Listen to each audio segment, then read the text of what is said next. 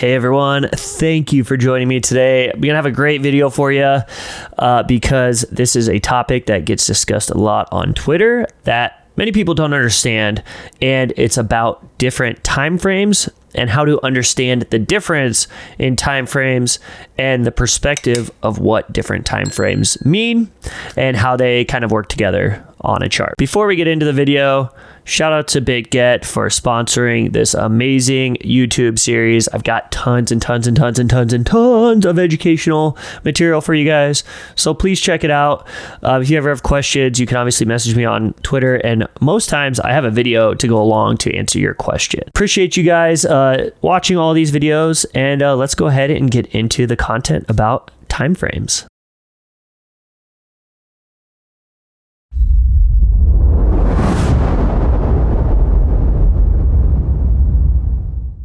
Basically, how timeframes work is every trade or any analysis you have, or that I have, is going to be dependent on which time frame I'm on, okay?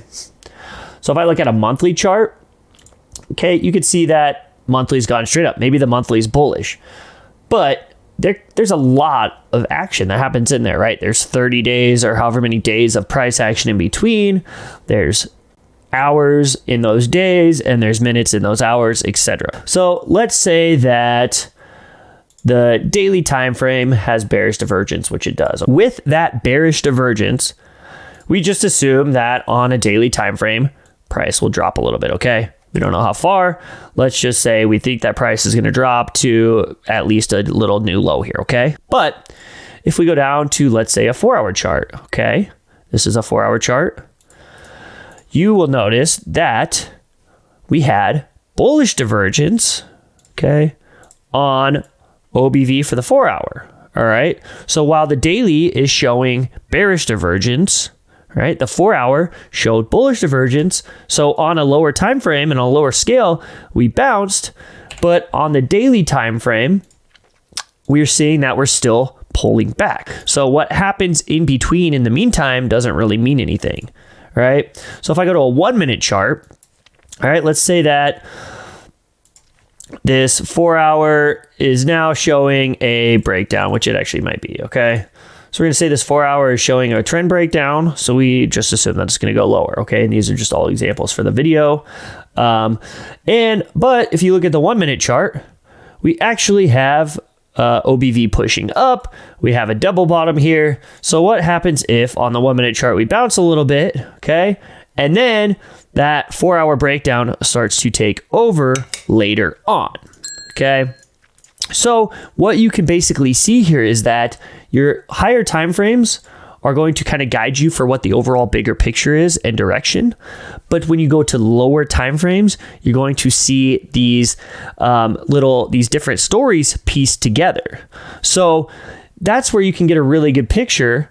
Oh, look, and our 1 minute is bouncing off of those divergences and, you know, double bottom and everything we talked about. So the key here is, let's say that this is a bullish breakout and I just want to buy support, okay? Because this is the whole reason we look at lower time frames is to improve our entries, okay?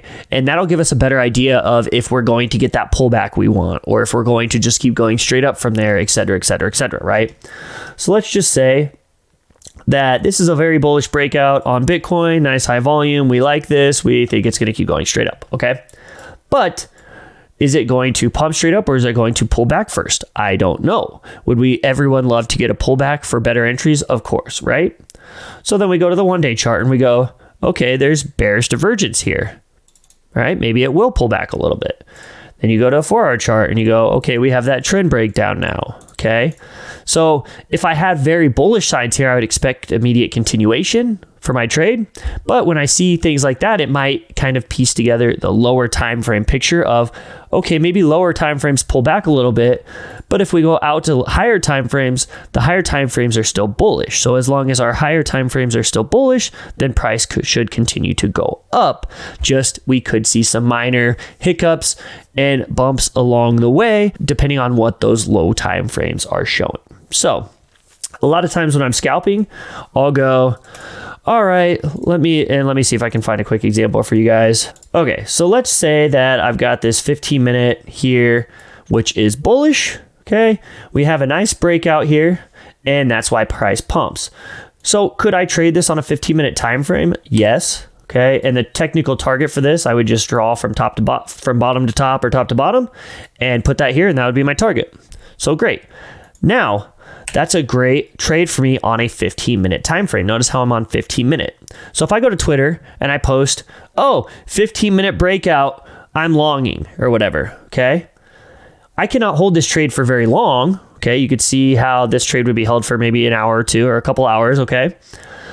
But I would have to go out and say, okay, but on the daily time frame, I still have that bearish divergence. We're still at high time frame resistance. I can't hold this trade very long. And that high time frame signs we're seeing could lead to price dropping, okay? So granted, that was a great 15-minute time frame trade. Only can take that for what it's worth as a 15-minute trade and be done from there. I can't carry that over to other time frames or anything. That was only on the 15-minute. We had a breakout. It's over and done with once it plays out, okay? And then you could see that the daily, the high time frame divergence had played out at that point, and we dropped. So that's kind of how high time frame, low time frames work.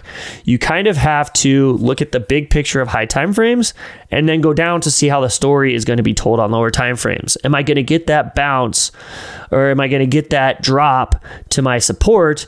Maybe I've got, like, let's just say that the daily time frame is really bullish, okay? The daily time frame is bullish, okay? Which means I want to buy dips if I get them, right? So then I go, so then price is still pumping. Let's say like I didn't get an entry yet and price is pumping, okay? Now, how does the 1 hour chart look? 1 hour chart. Well, there's bearish divergence, and it's at resistance, okay? So there's bear div at resistance. That's great. Maybe it drops, and now I don't have to trade these smaller time frame things. Like if I don't have a setup to short that 1 hour divergence, if I don't have a true trade setup there, I'm not going to short it. I'm just going to wait for my higher time frame, my daily time frame, buy dips to play out. Okay, so that 1 hour bear div leads to a drop in price, which goes to my daily support level. Okay. Bam. And maybe I have like 4 hour bull div there, which gives me 4H bull. If I can draw. Love it. Bull div. Ooh, I'm such a good drawer and writer. Okay. Bam. Gives me 4H bull div. And now I'm buying on that 4 hour bull div, which plays into my daily time frame trade and gives me confirmation for that trade. So different time frames, different stories. Just because your daily time frame shows up doesn't mean that your 1H or 2 hour time frame will show up. They could be showing down.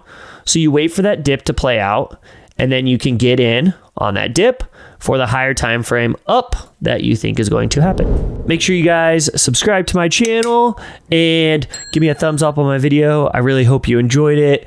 Leave me a comment below, and I will see you guys next time for the next video. Peace.